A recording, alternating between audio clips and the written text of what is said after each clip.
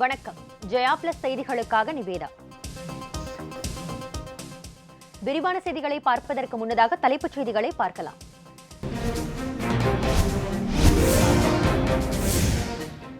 மருத்துவ மேற்படிப்பு சேர்க்கை முறைகேடு புகார் தொடர்பாக சிபிசிஐடி விசாரணை நடத்த தமிழக டிஜிபிக்கு சென்னை உயர்நீதிமன்றம் உத்தரவு. மருத்துவ இடங்களை பணம் கொடுத்து வாங்கும் மாணவர்களால் சமூகத்திற்கு ஆபத்து எனவும் கருத்து.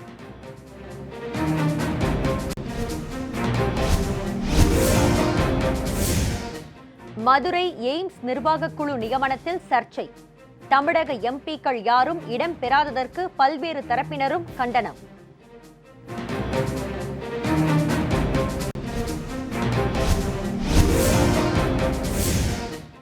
தமிழகத்தில் வடகிழக்கு பருவமழை தொடங்கியதாக வானிலை ஆய்வு மையம் அறிவிப்பு. விருதுநகர், தென்காசி, நெல்லை மாவட்டங்களில் கனமழை பெய்யும் என்றும் தகவல்.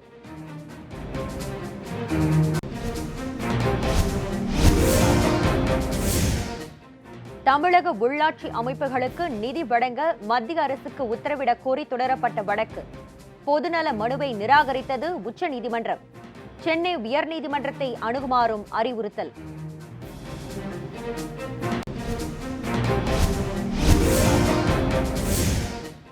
உயிருக்கு ஆபத்து இருப்பதாக திரைப்பட இயக்குநர் சீனு ராமசாமி வெளியிட்ட ட்விட்டர் பதிவால் திடீர் பரபரப்பு. தமிழக அரசு காப்பாற்ற வேண்டும் என்றும் கோரிக்கை.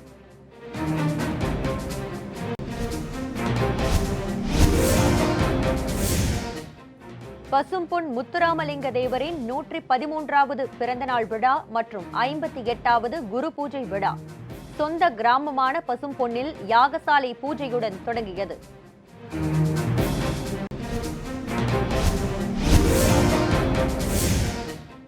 பசும்பொன்னில் வரும் 30ஆம் தேதி நடைபெறவுள்ள தேவர் திருமகனார் குரு பூஜை விழா டிடிவி தினகரன் பங்கேற்று மரியாதை செலுத்துகிறார்.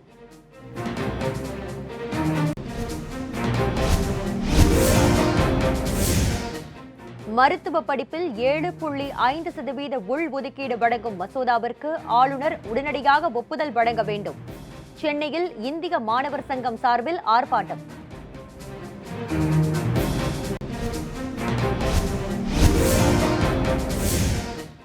சென்னை தலைமை செயலகத்தில் மாவட்ட ஆட்சியர்களுடன் முதலமைச்சர் இன்று ஆலோசனை.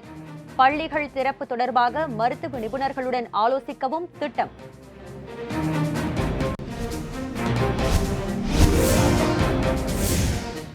கிராம ஊராட்சி தலைவர்களுக்கான உரிமைகள் பறிக்கப்படுவதாக குற்றச்சாட்டு. கன்னியாகுமரி அருகே ஊராட்சி மன்ற தலைவர்கள் உள்ளிருப்பு போராட்டம்.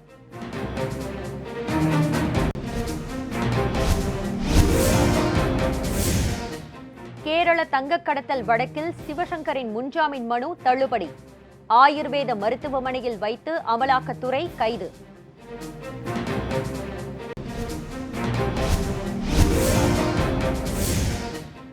இந்த ஆண்டின் முதல் செயற்கைக்கோள் வரும் 6ஆம் தேதி விண்ணில் பாய்கிறது. ஸ்ரீஹரிகோட்டாவில் ஆயத்த பணிகள் தீவிரம்.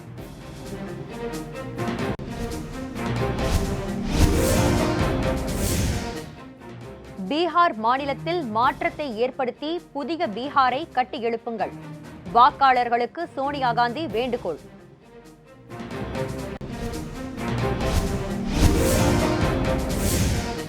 புதிய வேளாண் சட்டங்களுக்கு எதிர்ப்பு தெரிவித்து வரும் 5ஆம் தேதி நாடு தழுவிய சாலை மறியல் போராட்டம். விவசாய சங்கங்கள் அறிவிப்பு.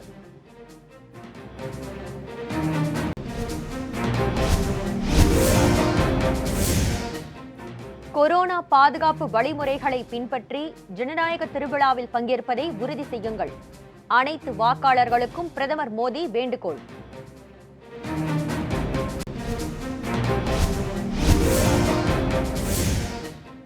தங்கத்தின் விலை சவரனுக்கு 136 ரூபாய் அதிகரிப்பு. ஆபரண தங்கம் 38,184 ரூபாய்க்கு விற்பனை.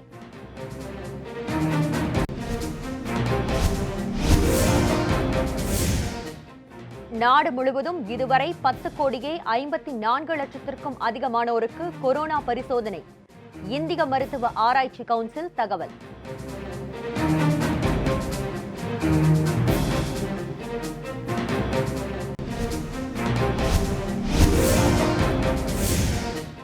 அமெரிக்காவில் போலீசாரால் கருப்பின வாலிபர் சுட்டுக் கொலை செய்யப்பட்ட மற்றொரு சம்பவம். எதிர்ப்பு தெரிவித்து நடந்த போராட்டத்தில் பெரும் வன்முறை.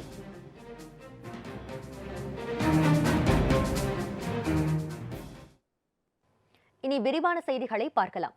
மருத்துவ மேற்படிப்பில் மாணவர் சேர்க்கையில் நடைபெற்ற முறைகேடு குறித்து சிபிசிஐடி விசாரணை நடத்த டிஜிபிக்கு சென்னை உயர்நீதிமன்றம் உத்தரவிட்டுள்ளது.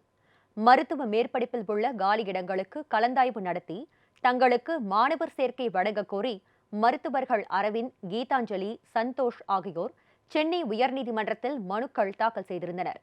இந்த வழக்குகளை விசாரித்த நீதிபதி திரு ஆனந்த் வெங்கடேஷ், தகுதியில்லாத விண்ணப்பதாரர்களுக்கு மாணவர் சேர்க்கை வழங்குவதை தொடர அனுமதித்தால் அது தகுதியான மாணவர்களுக்கு அநீதி இழைப்பதற்கு சமம் என நீதிபதி சுட்டிக்காட்டியுள்ளார். அரசு தரப்பில் தாக்கல் செய்யப்பட்டுள்ள ஆவணங்களையும் புள்ளி விவரங்களையும் பார்க்கும்போது கல்லூரிகள் வசூலித்த பணம் எவ்வளவு என்ற விவரங்கள் வெளிச்சத்திற்கு வரும் என்றும் தெரிவித்தார். மேலும் இந்த முறைகேடு தொடர்பாக சிபிசிஐடி விசாரணை நடத்த தமிழக டிஜிபிக்கு நீதிபதி உத்தரவு பிறப்பித்துள்ளார்.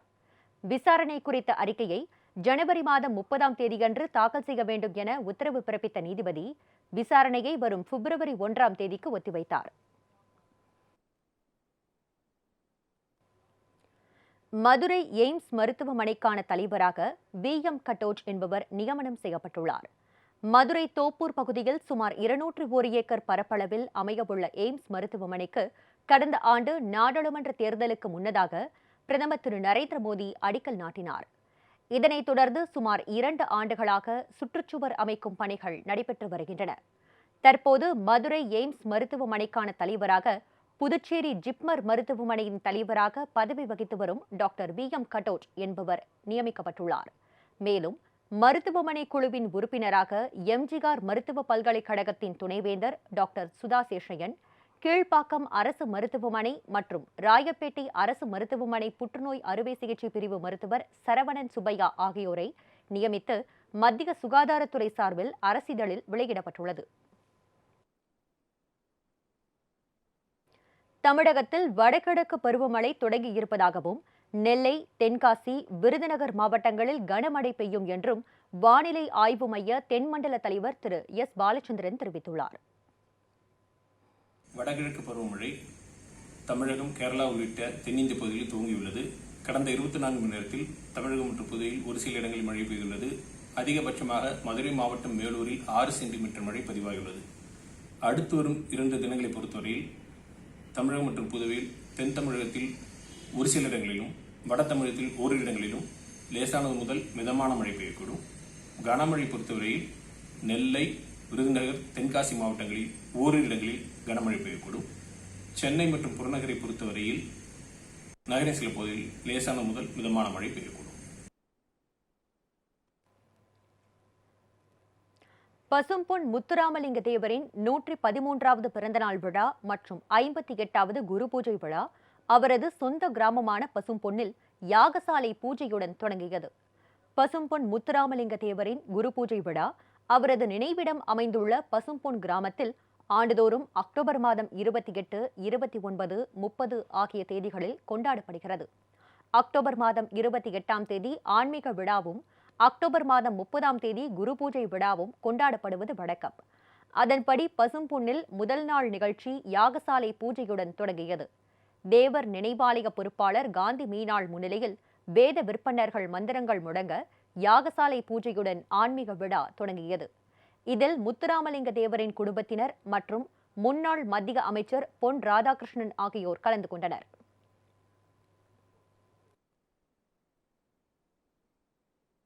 பீகார் சட்டப்பேரவைக்கான முதற்கட்ட வாக்குப்பதிவில் 1 மணி நிலவரப்படி 33% வாக்குகள் பதிவாகி இருப்பதாக தகவல்கள் தெரிவிக்கின்றன. 243 சட்டப்பேரவை தொகுதிகளை கொண்ட பீகாரில் இன்று 71 சட்டப்பேரவை தொகுதிகளுக்கு முதற்கட்ட வாக்குப்பதிவு நடைபெற்று வருகிறது.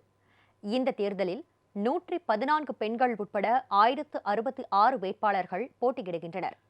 80 வயது கடந்த மூத்த குடிமக்கள், மாற்றுத்திறனாளிகள் வாக்களிக்க வசதியாக தபால் ஓட்டு நடைமுறையும் உள்ளது. கொரோனா தொற்று காலத்திலும் பாதுகாப்பு வழிமுறைகளை கடைபிடித்து அதிகாலை முதலே ஆர்வத்துடன் பொதுமக்கள் வாக்களித்து வருகின்றனர். 1 மணி நிலவரப்படி 33% வாக்குப்பதிவுகள் பதிவாகியுள்ளதாக தகவல்கள் தெரிவிக்கின்றன.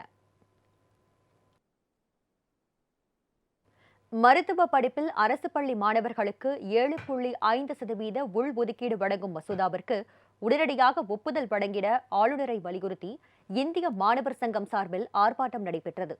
மருத்துவ படிப்பில் அரசு பள்ளி மாணவர்களுக்கு உள்ஒதுக்கீடு வழங்கும் மசோதா மீது முடிவெடுக்காமல் தமிழக ஆளுநர் திரு பன்வாரிலால் புரோஹித் காலம் தாழ்த்தி வருகிறார்.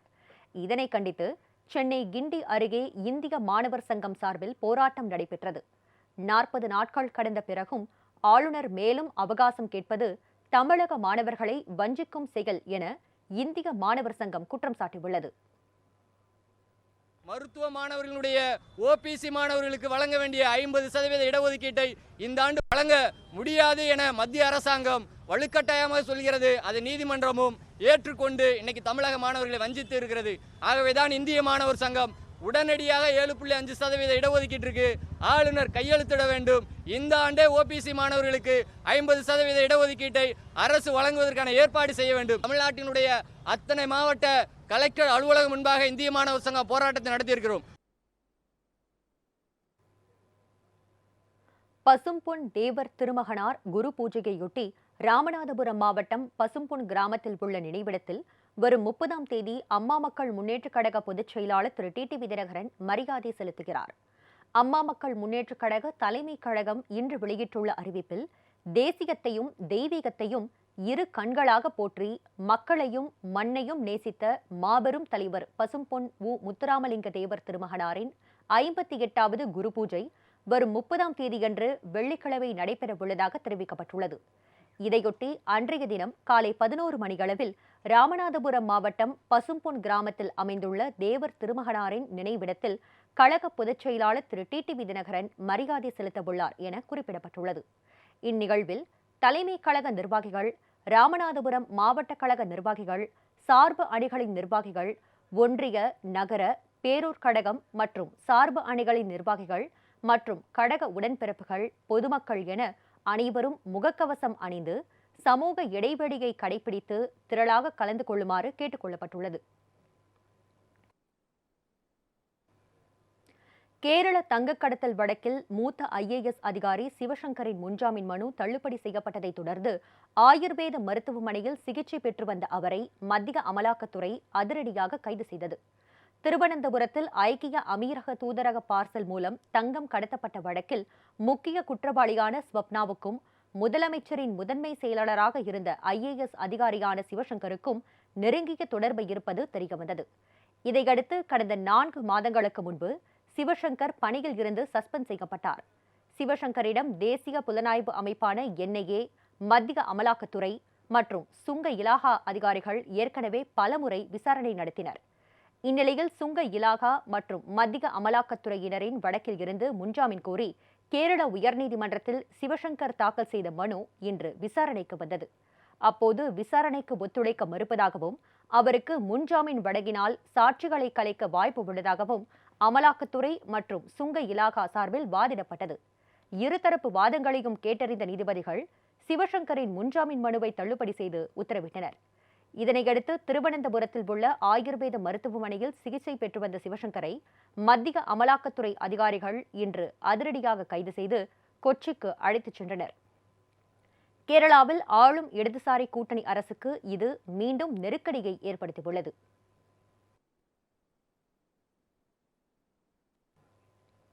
நாட்டில் பொது சிவில் சட்டத்தை அமல்படுத்த வேண்டும் என வலியுறுத்தியுள்ள சிவசேனா, காஷ்மீரில் தேசிய கொடி ஏற்றுவதை தடுக்க முயற்சித்தால் அது ராஜ துரோகத்தை தவிர வேறு ஒன்றும் இல்லை என தெரிவித்துள்ளது. சிவசேனா கட்சியின் மூத்த தலைவர்களில் ஒருவரான திரு சஞ்சய் ராவத் செய்தியாளர்களுக்கு பேட்டியளித்தார். அப்போது சீனாவின் உதவியுடன் சட்டப்பிரிவு 370 மீண்டும் அமல்படுத்த காஷ்மீர் முன்னாள் முதலமைச்சர் திருமதி மெஹபூபா முஃப்தி, திரு ஃபரூக் அப்துல்லா ஆகியோர் முயற்சித்தால் மத்திய அரசு கடும் நடவடிக்கைகளை எடுக்க வேண்டும் என தெரிவித்துள்ளார். காஷ்மீரில் தேசிய கொடி ஏற்றுவதை யாரேனும் தடுக்க முயற்சித்தால் அது ராஜ துரோகத்தை தவிர வேறு ஒன்றும் இல்லை என அவர் குறிப்பிட்டுள்ளார். சிவசேனா முன்பே கூறியது போல நாட்டில் பொது சிவில் சட்டத்தை அமல்படுத்த வேண்டும் எனவும் மத்திய அரசு அத்தகைய முடிவுகள் எதையும் எடுத்தால் எங்கள் முடிவை அப்போது தெரிவிப்போம் என திரு சஞ்சய் ராவத் குறிப்பிட்டுள்ளார். இந்திய விண்வெளி ஆராய்ச்சி நிறுவனமான இஸ்ரோவின் இந்த ஆண்டின் முதல் செயற்கைக்கோள் ஸ்ரீஹரிகோட்டாவில் இருந்து வரும் 6ஆம் தேதி விண்ணில் செலுத்தப்படுகிறது. கொரோனா பரவல் காரணமாக இந்திய விண்வெளி ஆராய்ச்சி நிறுவனத்தின் விஞ்ஞானிகள் பலரும் தொற்றுக்கு ஆளானதால் இந்த ஆண்டு இதுவரை இஸ்ரோ சார்பில் எந்த செயற்கைக்கோளும் விண்ணில் செலுத்தப்படவில்லை. இந்நிலையில் இஸ்ரோவின் இந்த ஆண்டின் முதல் செயற்கைக்கோளான ரிசட் 2BR2 என்ற செயற்கைக்கோள் ஸ்ரீஹரிகோட்டா ஏவுதளத்தில் இருந்து வரும் 6ஆம் தேதியன்று விண்ணில் செலுத்தப்படவுள்ளது. பூமியின் கண்காணிப்புக்காக அனுப்பப்படவுள்ள இந்த செயற்கைக்கோளுடன் 10 வெளிநாட்டு செயற்கைக்கோள்களும் வணிக ரீதியில் விண்ணில் செலுத்தப்படவுள்ளன. இந்த செயற்கைக்கோள் அனைத்தும் PSLV C-49 ராக்கெட் மூலம் விண்ணில் ஏவப்படவுள்ளன. மதுரை தோப்பூரில் உள்ள எய்ம்ஸ் மருத்துவமனையின் நிர்வாகக் குழு உறுப்பினராக டாக்டர் சுப்பையா சண்முகம் நியமிக்கப்பட்டதற்கு பல்வேறு தரப்பினரும் கண்டனம் தெரிவித்துள்ளனர். கீழ்ப்பாக்கம் அரசு மருத்துவமனை மற்றும் ராயப்பேட்டை அரசு மருத்துவமனை புற்றுநோய் அறுவை சிகிச்சை பிரிவு மருத்துவரான சுப்பையா சண்முகம் வலதுசாரி மாணவ அமைப்பான ABVP-யின் தேசிய தலைவராகவும் உள்ளார். அண்மையில் கார் நிறுத்துவது தொடர்பாக பக்கத்து வீட்டு பெண்ணிடம் சுப்பையா அநாகரிகமாக நடந்து கொண்டதாக புகார் எழுந்த நிலையில் அவர் மதுரை எய்ம்ஸ் மருத்துவமனையின் நிர்வாகக் குழு உறுப்பினராக நியமிக்கப்பட்டிருப்பதற்கு சர்ச்சையை ஏற்படுத்தியுள்ளது.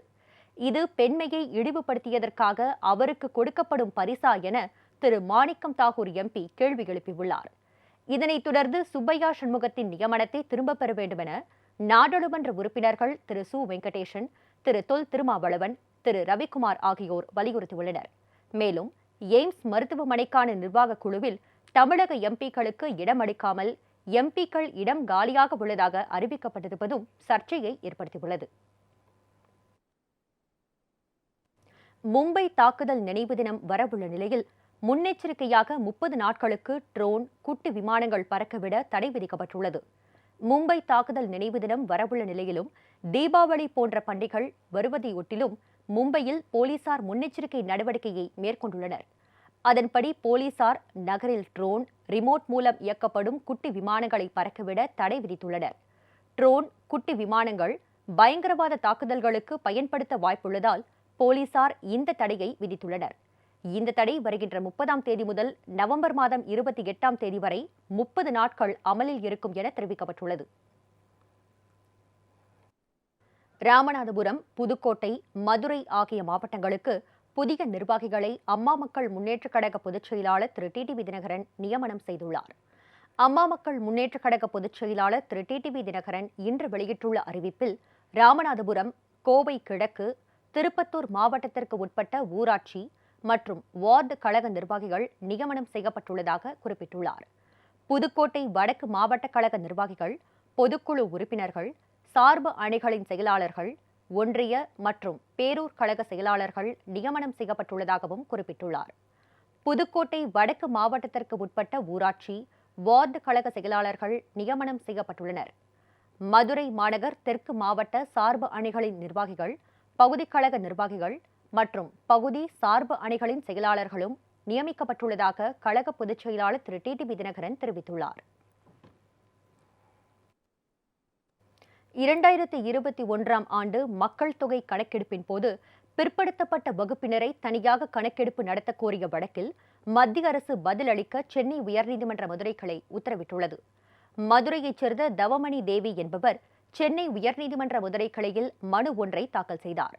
அதில் கடைசியாக 2001ஆம் ஆண்டு மக்கள் தொகை கணக்கெடுப்பு இந்தியாவில் நடைபெற்றதாகவும் இதில் பிற்படுத்தப்பட்ட வகுப்பினரான OBC வகுப்பினரை தனியாக கணக்கெடுப்பு நடத்த பரிந்துரை செய்தும் தனியாக கணக்கெடுப்பு நடத்தப்படவில்லை என்றும் குறிப்பிட்டிருந்தது. இந்த கணக்கெடுப்பு இடஒதுக்கீடு சம்பந்தமான முடிவுகளை எடுப்பதற்கு உதவியாக இருக்கும் என்றும் குறிப்பிடப்பட்டிருந்தது. தற்போது பிற்படுத்தப்பட்ட வகுப்பினரின் கணக்கெடுப்பு முறையாக இல்லாததால் இடஒதுக்கீட்டில் பல்வேறு பிரச்சினைகள் எழுந்து வருகின்றன. இதனால் தேசிய பிற்படுத்தப்பட்டோர் ஆணையத்தின் பரிந்துரைப்படி 2021ஆம் ஆண்டு நடைபெறும் மக்கள் தொகை கணக்கெடுப்பின் போது OBC வகுப்பினரை தனியாக கணக்கெடுப்பு செய்ய வேண்டும் என மனுவில் கோரப்பட்டிருந்தது. இந்த மனு இன்று நீதிபதிகள் திரு கிருபாகரன், திரு புகழேந்தி ஆகியோர் அடங்கிய அமர்வு முன்பாக விசாரணைக்கு வந்தது. இந்த விவகாரம் தொடர்பாக 1992இல் உத்தரவு பிறப்பிக்கப்பட்ட நிலையில் OBC கணக்கெடுப்பில் என்ன தயக்கம் என நீதிபதிகள் கேள்வி எழுப்பினர். மேலும் இதுகுறித்து மத்திய அரசு பதிலளிக்க உத்தரவிட்டு வழக்கை அடுத்த மாதம் 18ஆம் தேதிக்கு நீதிபதிகள் ஒத்திவைத்தனர். கன்னியாகுமரி மாவட்டம் திருவட்டார் ஊராட்சி ஒன்றிய அலுவலகத்தில் வட்டார வளர்ச்சி அலுவலரை கண்டித்து ஊராட்சி தலைவர்கள் உள்ளிருப்பு போராட்டத்தில் ஈடுபட்டனர். திருவட்டார் ஊராட்சி ஒன்றியத்தில் 10 கிராம ஊராட்சிகள் உள்ளன. இந்த ஊராட்சிகளில் தேசிய மகாத்மா காந்தி ஊரக வேலைவாய்ப்பு திட்டத்தின் கீழ் பணிகளை வட்டார வளர்ச்சி அலுவலர் நேரடியாக தலையிட்டு ஒதுக்குவதாக கூறப்படுகிறது. இதன் மூலம் கிராம ஊராட்சி தலைவர்களுக்கான உரிமைகள் பறிக்கப்படுவதாக குற்றம் சாட்டி ஊராட்சி ஒன்றிய அலுவலகத்தில் ஊராட்சி மன்ற தலைவர்கள் உள்ளிருப்பு போராட்டத்தில் ஈடுபட்டனர். சட்டத்தின்படியாக ஊராட்சி தலைவர்களால் பணிகளெல்லாம் தேர்ந்தெடுக்கப்பட்டு பணிகள் நிறைவேற்றப்பட்டிருக்கிறது.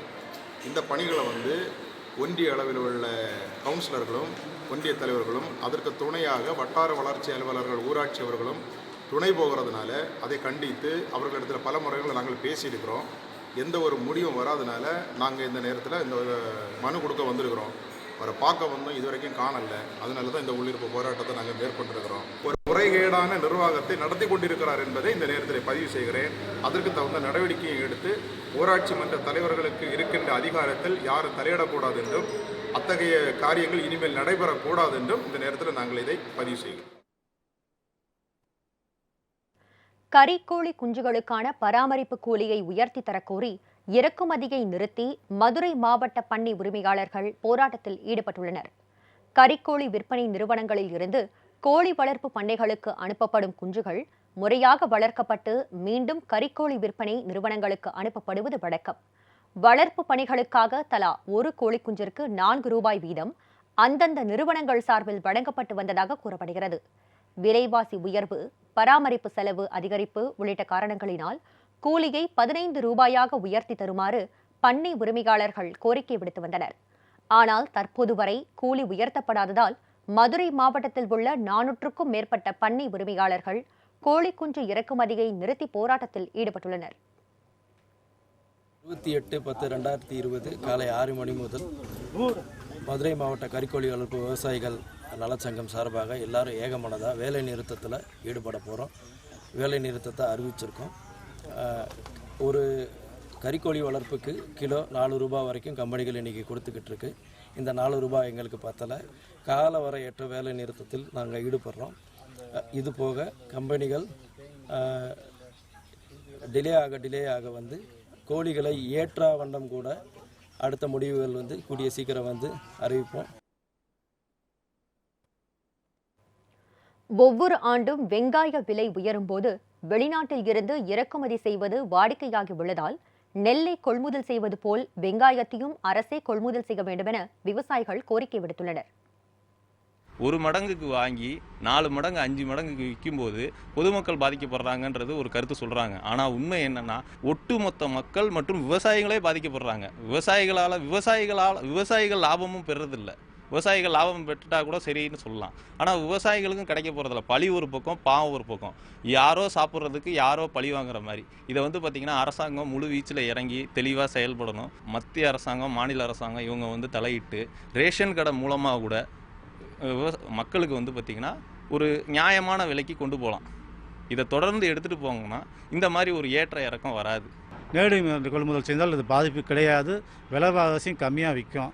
இங்கே நேரடி கொள்முதல் செய்யாமல் இடைத்தரகர்களும் வாங்கி 3 மடங்கு மக்கள்கிட்டையும் சரி விவசாயிகளுக்கும் சரி அதிக விலைக்கு விற்கிறாங்க. உள்ளூர் விவசாயிகளிடம் வெங்காயத்தை நேரடி கொள்முதல் செய்து கவர்மெண்ட்டை அதிக விற்றால் விலைவாசி இன்னும் குறையிறதுக்கு வாய்ப்பு இருக்குது.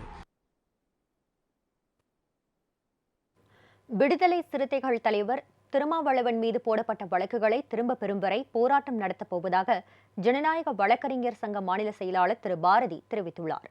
விடுதலை சிறுத்தைகள் தலைவர் தொல் திருமாவளவன் மீது போடப்பட்டுள்ள வழக்குகளை திரும்பப் பெற வலியுறுத்தி ஜனநாயக வழக்கறிஞர்கள் சங்கம் சார்பில் சென்னை உயர்நீதிமன்ற நுழைவாயில் முன்பாக போராட்டம் நடைபெற்றது. இந்த ஆர்ப்பாட்டத்திற்கு பிறகு செய்தியாளர்களிடம் பேசிய ஜனநாயக வழக்கறிஞர் சங்க செயலாளர் திரு பாரதி, மருத்துவ படிப்பில் இந்த ஆண்டே ஓபிசி மாணவர்களுக்கு 50% இடஒதுக்கீடு வழங்க வேண்டும் என வலியுறுத்தினார். பழிவாங்கும் நடவடிக்கையாக பொய் வழக்குகளை புனைந்திருக்கிறது. இந்த வழக்குகள் திரும்ப பெற வேண்டும். தமிழகத்திலே சாதி ஆதிக்க மதவெறி சக்திகளுக்கு, எடப்பாடி ஆட்சிக்கு, பிஜேபியுடைய ஆட்சிக்கு தமிழகத்திலே விரைவில் முடிவு காணப்படும். இந்த வழக்குகளை திரும்ப பெறவில்லை என்றால் தமிழகம் முழுக்க முற்போக்கு ஜனநாயக சக்திகள் வீதிக்கு வந்து போராடுவார்கள். ஊரடங்கால் விவசாயிகள் சந்திக்கும் பிரச்சினைகளை அரசின் கவனத்திற்கு கொண்டுவர கூட்டங்களை நடத்த வேண்டுமென ஈரோடு மாவட்டத்தில் நடைபெற்ற குறைதீர்க்கும் நாள் கூட்டத்தில் வலியுறுத்தப்பட்டது.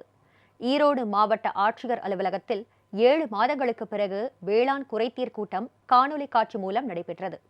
இக்கூட்டத்தில் பங்கேற்ற விவசாயிகள் தங்கள் கருத்துக்களை எடுத்துரைத்தனர்.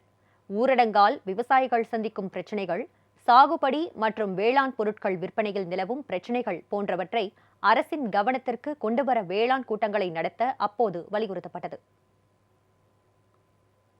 இல்லை, வழக்கமாக நேரடியாக பேசுகிற மாதிரி இது இல்லைனாலும் கூட இன்றைய சூழல் கருதி எதையாவது ஏற்பாடு செஞ்சாங்களேங்கிற வகையில் நம்ம வரவேற்க வேண்டிய சூழல் இருக்குது. ஏன்னா எதுவுமே பேசுறதுக்குன்னு ஒரு இடம் இல்லை, அதாவது இடம் இல்லைங்கிற நிலை மாறி இதையாவது இப்போ பேச முடியுது அப்படிங்கிற மாவட்டம் நிர்வாகம் மற்றும் அரசு பலத்துறை அலுவலர்களுடைய கவனத்துக்கு இருக்கிற பிரச்சனைகளை கொண்டு வர முடியுதுங்கிற வகையில் நம்ம இதை வரவேற்க வேண்டியிருக்குங்க. இந்த கொரோனா என்ற ஒரு மிகப்பெரிய ஒரு இது உலகத்தையே ஆட்டி படைக்கிற மாதிரி இன்றைக்கி கிட்டத்தட்ட இன்றைக்கி நம்ம ஈரோடு தமிழ்நாட்டையே ஆட்டி படைச்சிடுது. அந்த நாள் எங்களால் 7 மாதம் யாரையும் தொடர முடியல, யாரும் எங்கன்னா கோரிக்கை வைக்க முடியல. இந்த கோரிக்கை வைக்க முடியாதனால எங்களுக்கு கிட்டத்தட்ட விவசாய பணிகள் அனைத்தும் பார்த்தீங்கன்னா எந்த விதமான கோரிக்கை கேட்க முடியாதனால இந்த 7 மாதமாக பூரா சம்பிச்சு போச்சு. அதாவது எந்த விதமான இது இல்லை, சம்பிச்சு போச்சு. இத்துடன் செய்திகள் நிறைவடைந்தன. அடுத்தடுத்த நிகழ்வுகளுக்கு தொடர்ந்து பாருங்கள் ஜெயா பிளஸ் செய்தி சேனலை.